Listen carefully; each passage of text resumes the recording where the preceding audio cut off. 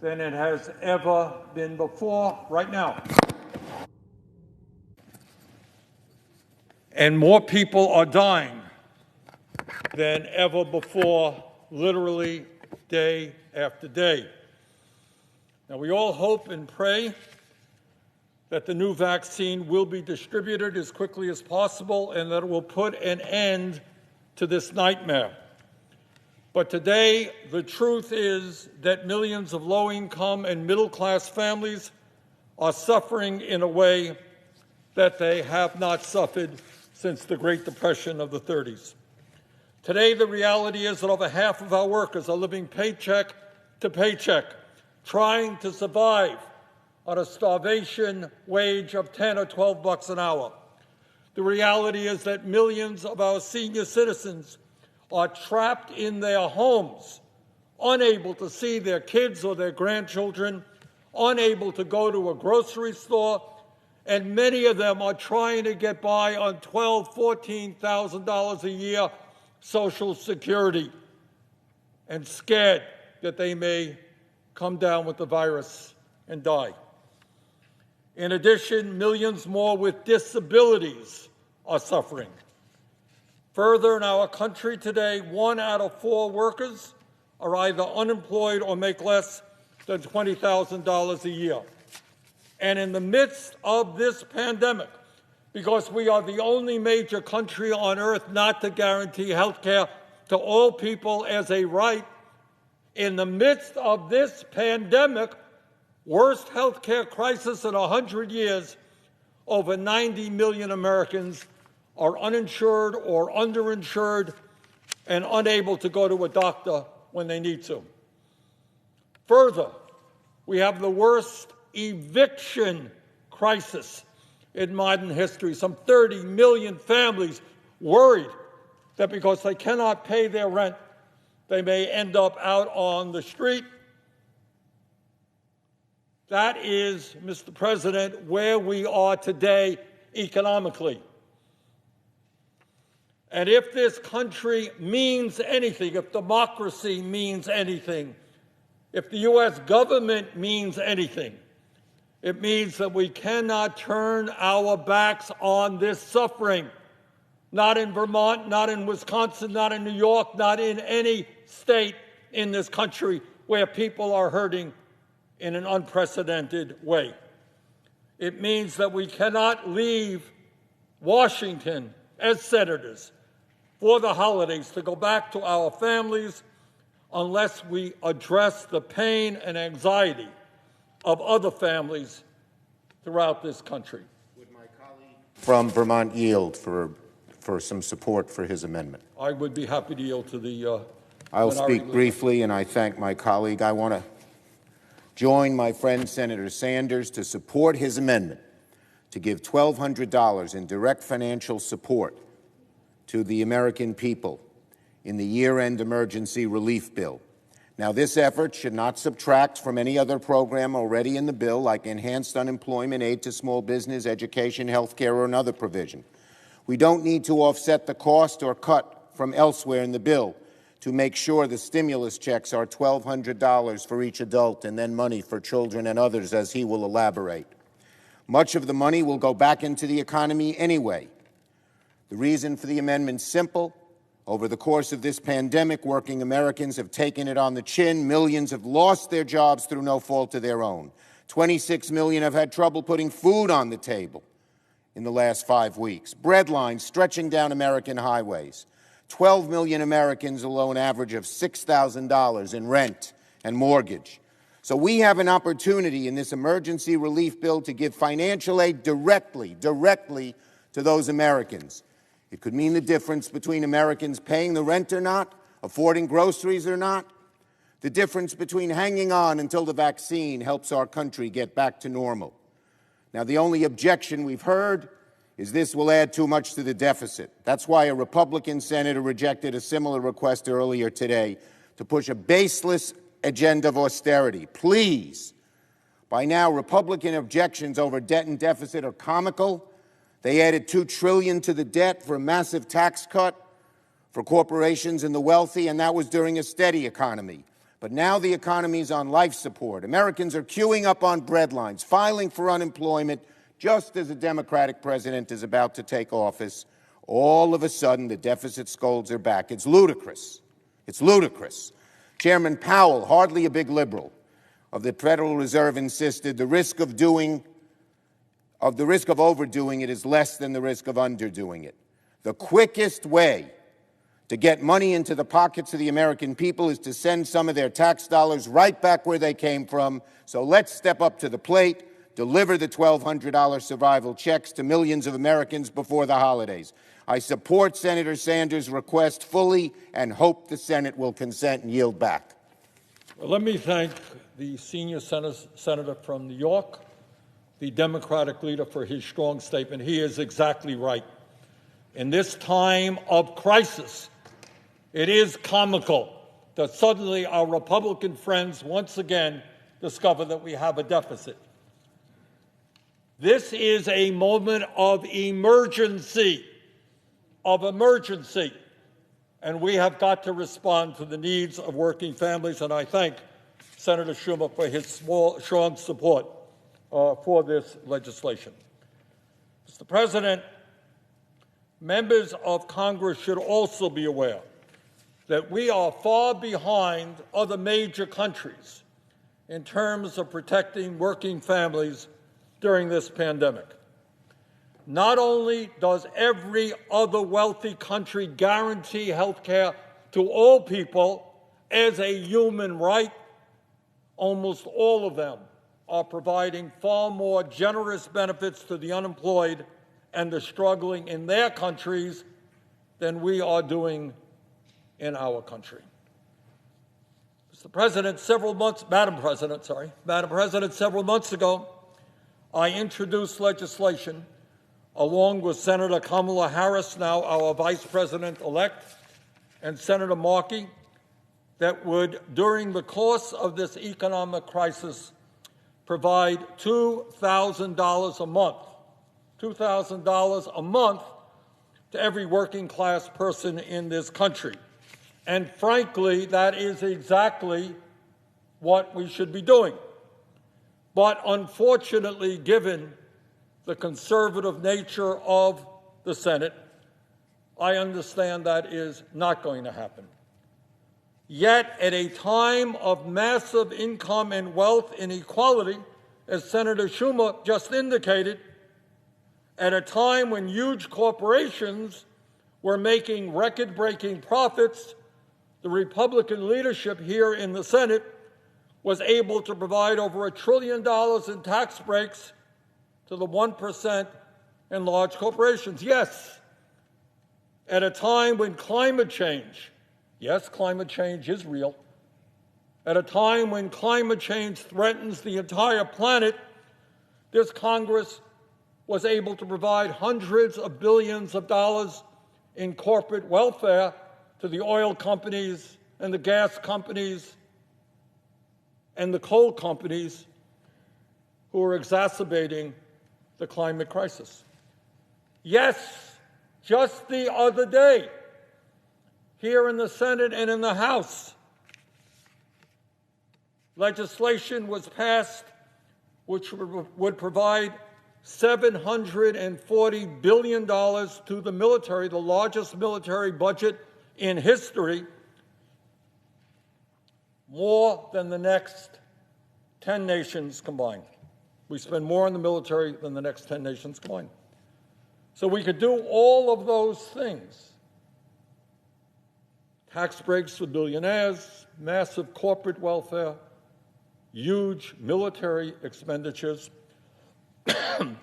But in the midst of the worst economic meltdown since the Great Depression, somehow Congress is unable to respond effectively to the needs of working families. Madam President, as you may know, I have recently introduced legislation to provide every working-class American an emergency payment of at least $1,200, which is $2,400 for a couple and $500 for each of their children. This is not a radical idea. This is an idea that is supported by President Donald Trump. It is an idea that is supported by President-elect Joe Biden. It is an idea, by the way, that according to a recent poll is supported by 75% of all Americans, including 77% of Democrats and 72% of Republicans. Further importantly, this amount of direct payment is exactly what Congress passed unanimously 9 months ago as part of the $2.2 trillion CARES Act. Let me repeat. In March, every member of the House and Senate, appropriately, including myself, voted to provide a direct payment of $1,200 for working-class adults, $2,400 for couples, and $500 for their kids. Madam President, that was the right thing to do 9 months ago. And given the fact that the crisis today is in many respects worse than it was 9 months ago, that is exactly what we should be doing right now. Madam President, as a result of the pandemic, the government told restaurants and bars, retail stores, movie theaters, schools, malls, small businesses all over this country, shut your doors. It is too dangerous for you to be open now. And they did that because that is what the public health experts said was the right thing to do in order to control this horrific pandemic. But what the government has not done, Madam President, is to provide the workers who lost their jobs and lost their incomes as a result of those shutdowns with the help that they need in order to pay their bills and to survive economically. The $600 a week in supplemental unemployment benefits that Congress passed unanimously in March expired in July, over 5 months ago. And during that time, the Republican Senate has done nothing to help working families pay their rent, feed their children, go to a doctor, or pay for the life-saving prescription drugs they need. And the Senate has not done anywhere near enough to provide help for the struggling small businesses in Vermont and all across this country who are desperately trying to stay afloat. Further, Madam President, as bad as the economy has been in general, it has been far worse for African Americans and Latinos. During the pandemic, nearly 60% of Latino families and 55% of African American families have either experienced a job loss or a cut in pay. Madam President, for 9 months, we have asked tens of millions of working people in this country to survive on one $1,200 check, with no help for health care, no support for hazard pay, no assistance for rent relief. Absolutely nothing. Meanwhile, Madam President, I should mention that over this same 9-month period, 651 billionaires in the United States became over $1 trillion richer. $1 trillion in increased wealth for the very richest people in our country. One $1,200 check for tens of millions of Americans desperately trying to survive. That is unconscionable, that is immoral, and that has got to change. Now, Madam President, let us recall that way back in May, the House of Representatives passed the $3.4 trillion HEROES Act, which, among other things, included $600 a week in supplemental unemployment benefits and another direct payment of $1,200 for working-class adults, $500 for their kids, and generous support for small businesses, hospitals, education facilities, and state and local government.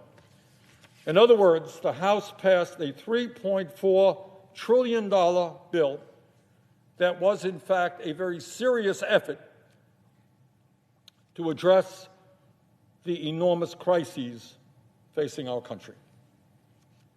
I should also add that in July, several months later, the House passed another version of the bill, so-called HEROES 2. And this legislation was for $2.2 trillion.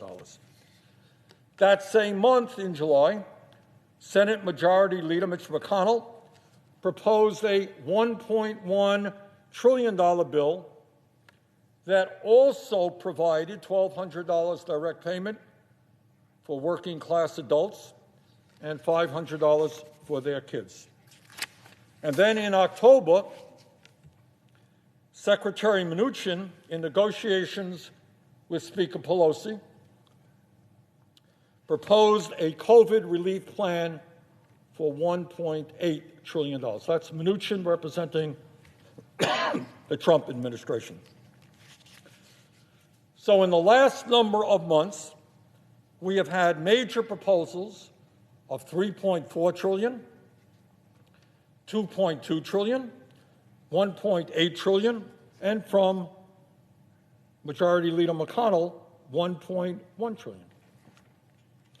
And yet today, right now, after months of negotiating by the so-called Gang of Eight, we are now down to just $908 billion in legislation, and that includes $560 billion in offsets in unused money from the CARES Act.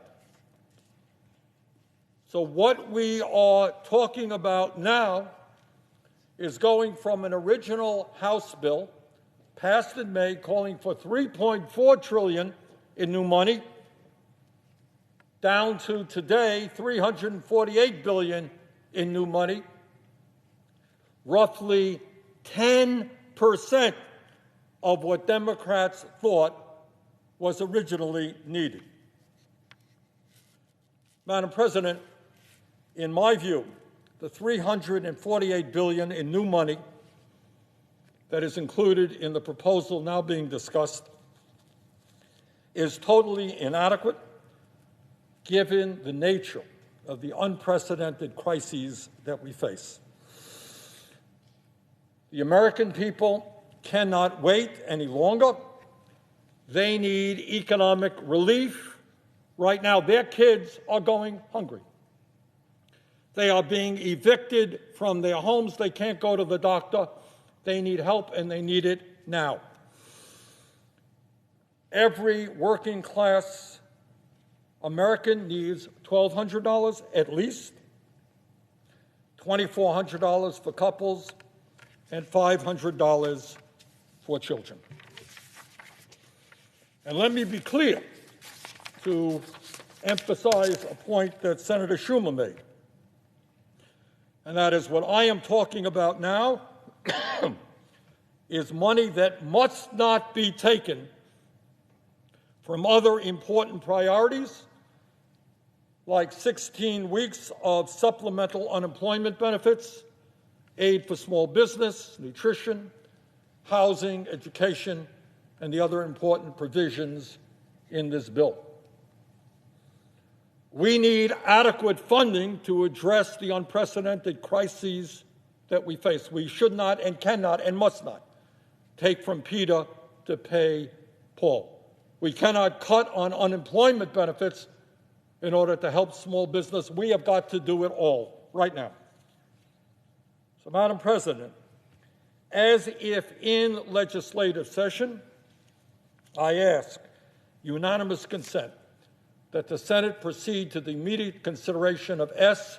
5063, which I introduced earlier today, that would provide a $1,200 direct payment to every working-class adult, $2,400 for couples, and $500 for their children, that the bill be considered read 3 times and passed, and the motion to reconsider be considered, made, and laid upon the table.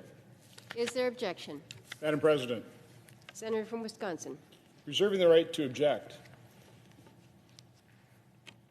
The senator from Vermont made a couple statements. I'd just like to repeat the words that we're in a crisis. This is an emergency. We can't turn our back on this suffering. I agree. I've agreed for months. But he also said something that was completely incorrect. You might call it a lie. He said Republicans have done nothing. That's not true. I was on daily calls during the August recess after we had attempted and were debating internally a $1 trillion package in tail end of July before the August recess. Recognizing, and I was one of the ones pointing out the fact that we'd already passed, as a good senator from Vermont said, over $3 trillion in 4 different COVID relief financial packages early in the pandemic. There was at that point in time, there was $1.2 trillion of that unspent. A big chunk of that wasn't even obligated. Today, as we stand here debating this now, we still have a little under $600 billion unspent and unobligated. So the point I was making to my Republican colleagues during that the last few weeks in July, in those conference calls in August, is before we authorize any more money, before we further mortgage our children's future, why don't we first repurpose and redirect what we already passed? Because what we passed very quickly. Because we had to. We had to do something massively, and we did something massively so that markets wouldn't seize, so that the people, the individuals that were out of work through no fault of their own, the businesses that were shut down through no fault of their own, could get financial relief. And so we came together unanimously. We did that. But doing it fast, doing it massively, I certainly knew it was going to be far from perfect. And when we found out the federal government actually has a hard time spending $3 trillion because over the course of a number of months, they didn't spend it all. They couldn't even obligate it. So what Republicans did during the August recess, because we couldn't come to an agreement by the end of July, we worked long and hard on a targeted bill. More than $600 billion, $300 plus up for people on unemployment, $260 billion for small businesses, $100 billion for education, tens of billions of dollars for vaccines and testing and agriculture and childcare. And we offered that on the floor. 52 Republicans voted to proceed to that bill. Democrats just said no. I felt it was a crisis, an emergency, and we shouldn't have been turning our backs on these people that are suffering in September. Democrats said no. All they had to do was say yes. They couldn't take yes for an answer. And Madam President, I often use the analogy, so if I go up to you, because I know you're a generous person, say, Madam President, give me $200. Kind of look at me a little shocked. I say, well, I won't give you 200, but I'll give you 100. And then I go stomping off and say, no, it's 200 or nothing. That's what the Democrats did to over $600 billion in needed and necessary relief for the crisis, for the emergency, for the people we don't want to turn our backs off toward because they're suffering. If they're really serious, if they actually wanted a result, if they wanted to relieve the suffering, wouldn't the logical thing have been to say yes, take $600 billion, pocket it, get that relief flowing in September, then come back and argue for more? But they said no. They were cynical. They played politics with it. And that's what they're doing here today. You know, I'm sure, to paraphrase a widely known saying, that the road to total national bankruptcy is paved with good intentions. I'm sure that's true. I don't question the good intentions of any member of this body. We all want to provide the relief. We all want to relieve suffering. We all want to help fellow Americans that are hurting through no fault of their own. When we talk about suffering, we use words. We don't look at numbers very often. The Senator from Vermont has spouted a few numbers. Let me quote a couple. Let me just kind of lay it out. I didn't have enough time to do a chart, so I'll try and go through this slowly. But I think it's important to put this all in perspective. Prior to the COVID recession, we had the record number of Americans employed at the end of December of 2019. Just under 159 million Americans were employed. By April, 2 months into the pandemic, 3 months into the pandemic, employment had dropped to 133 million. That's a loss of over 25 million jobs. 25 million, which is why we acted in a bipartisan fashion to provide relief for those people, 25 million who'd lost their jobs. Now, the good news, it's hard to keep the American economy down when you don't overtax, when you don't overregulate. So in November, the latest figures we have, there are now 150, just shy of 150 million Americans employed again. Now, I realize some are underemployed, but still, you have 150 million Americans employed, down to about 9 million jobs from that record high when unemployment was only 3.5%. We had a record economy because we stopped overregulating and we had a competitive tax system. Now, unemployment rate is 6.7%. In the CARES Act, which I supported because I want to help people, part of that was the economic impact payments, basically what the senator from Vermont is proposing here in this bill he wants to pass by unanimous consent. It spent $274 billion. It was paid to just under 166 Americans for an average check of about $1,673 per person. If you break that down into households, because according to the Federal Reserve Bank in New York, the average check per household is $2,400. That's 115 million households that got a check. 115 million. Now remember, at the low point, 25 million Americans had lost their job. We sent checks to 115 million households. 4.5 times the number of people that lost their jobs. My problem with the CARES Act, with the first four packages, is it was a shotgun approach. We just spent money. We just opened up the spigot and we just sent it all over the place. We didn't have time to target it to those that really needed it. As a result, and we're seeing today, businesses that needed it, business owners, small business owners, have been wiped out of their life savings. They didn't get relief. It wasn't well designed. It wasn't well targeted. And we probably spent hundreds of billions of dollars and sent it to people that didn't need it. Madam President, we're $27.4 trillion in debt today. That's 128% of the size of last year's economy. If this bipartisan deal goes through, about $1 trillion, we'll be in $28.4 trillion in debt, 132% of our GDP. I remember the good old days when I first got here. I ran because we were mortgaging our kids' future. We were a little over $14 trillion in debt, and our economy is over $15 trillion. We were under 100% debt to GDP ratio.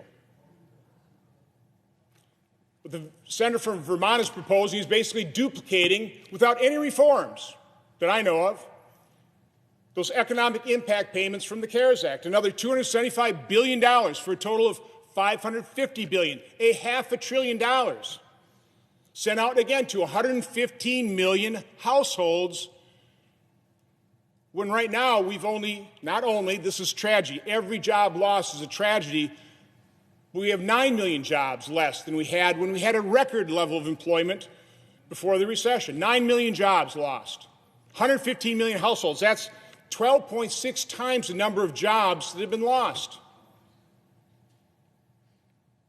I think the question needs to be, if we're going to do this again, is there any sense, any information in terms of how the $275 billion was spent?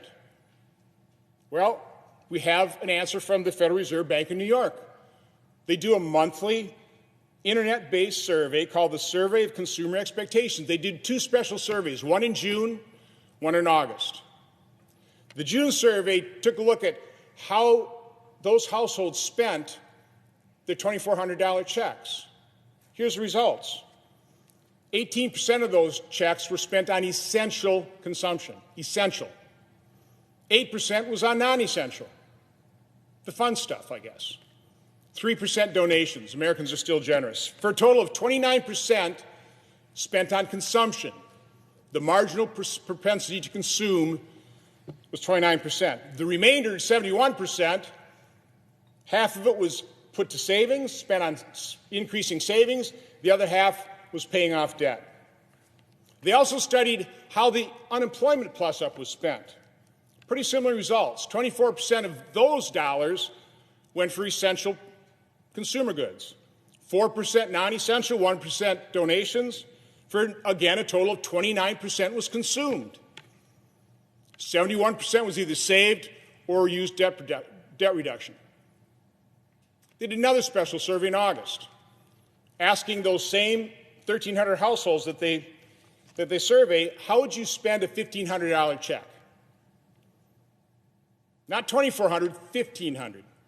The response was 14% would be spent on essential items, 7% on non-essential, 3% on donations. For only 24% of a new check would actually be spent on consumption. 76% would either be saved or pay off debt. That's not very good economic stimulus.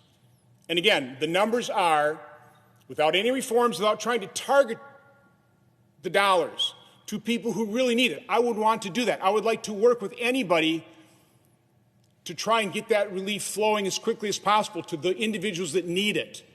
And I'm sure the need is still great. It's greater than 9 million. I understand that. But let's look at some figures. I do want to point out a past stimulus in terms of its effectiveness. In 2009, we had the Great Recession. Let me quote some employment figures from that. In January 2008, we had 146 million Americans employed.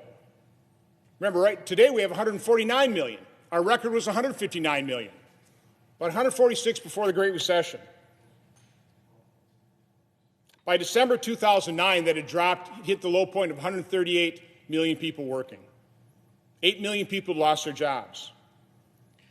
In January 2009, President Obama was inaugurated, had total control of government, a filibuster-proof Senate, control of the House. He could pass anything he wanted, and they did.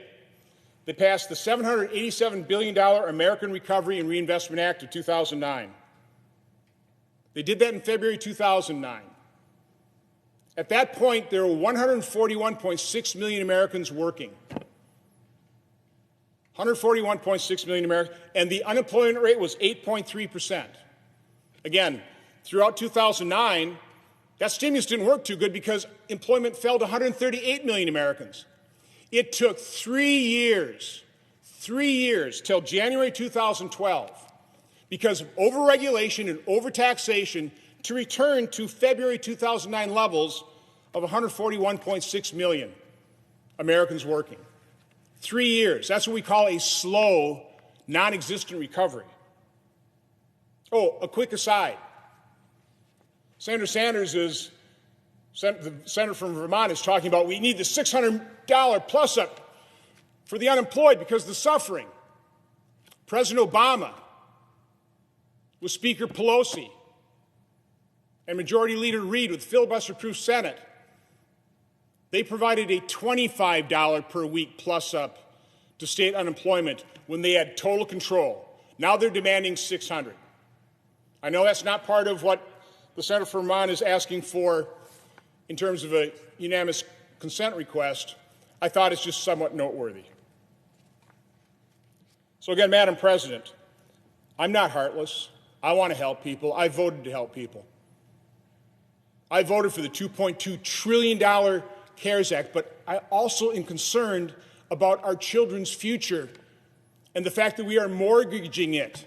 We do not have an unlimited checking account. We have to be concerned about these things.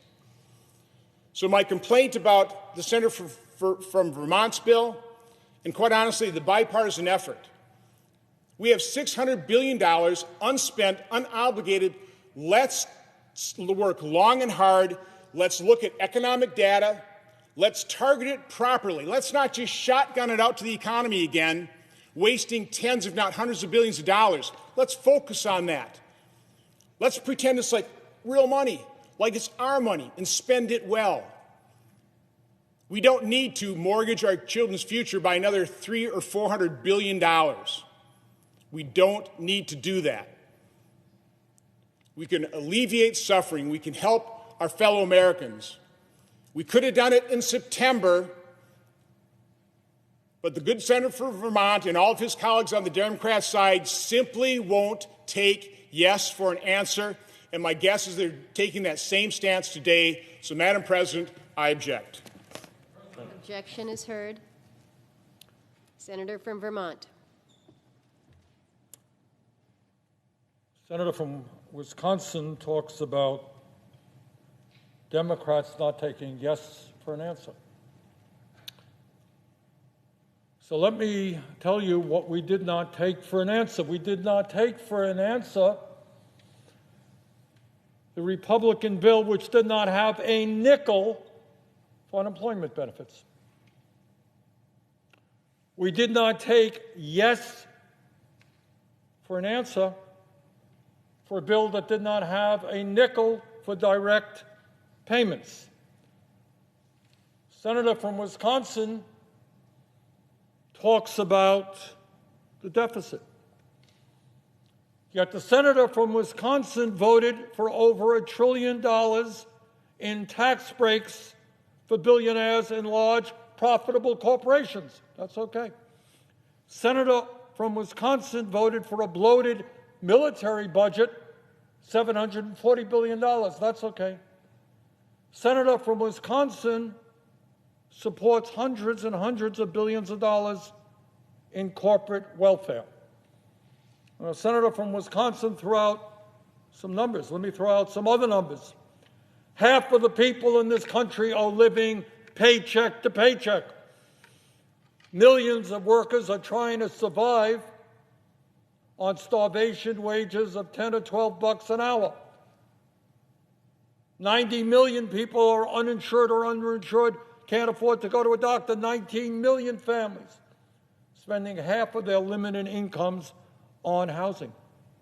Madam President, today we have the most severe hunger crisis in America that we have had in decades. Children in this country are going hungry, while 500,000 people are homeless, and many millions more fear eviction. Today, as a result of the pandemic, not only do we have the worst health care crisis in 100 years, but the worst economic crisis since the Great Depression. So, Madam President, I say to my colleague from Wisconsin, I will not support proposals that do not provide a nickel in unemployment benefits, not a nickel in direct relief to tens of millions of low-income and middle-income families.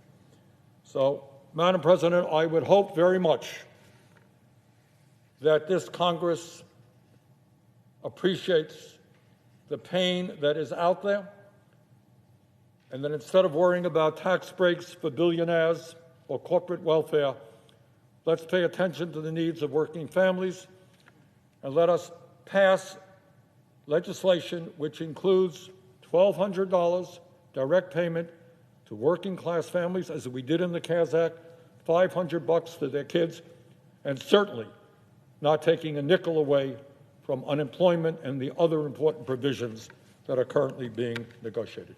Thank you, Madam President. Madam President. Senator from Ohio.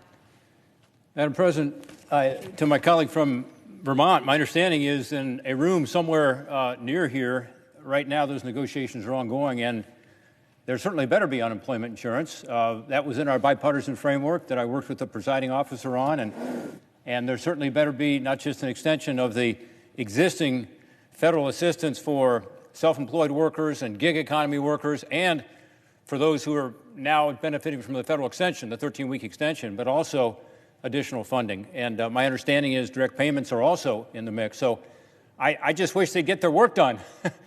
You know, it's been 9 months since the CARES Act was done. And I just hope we can figure out a way to get through the hurdles that remain. I've spent much of the day, as my colleagues, I'm sure, talking to colleagues trying to figure out how do you fix the last couple of issues that are apparently out there. But my hope is that even if it's not a perfect bill for me, and it won't be, I know it won't be. You know, we spent 3 or 4 weeks working on legislation that's bipartisan, that isn't what any of us would have crafted individually, but it provides that needed help right now. And we need it, both for the economic crisis that has been caused by this virus, but also the healthcare crisis, which unfortunately is getting worse.